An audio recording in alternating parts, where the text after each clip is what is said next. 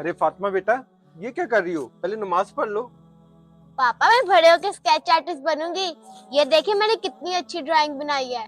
माशाल्लाह बेटा, ड्राइंग तो आपने बहुत अच्छी बनाई है, पर आइंदा से किसी जानदार चीज की ड्राइंग मत बनाना। पर क्यों पापा, मुझे तो तस्वीरें बनाना बहुत अच्छा लगता है।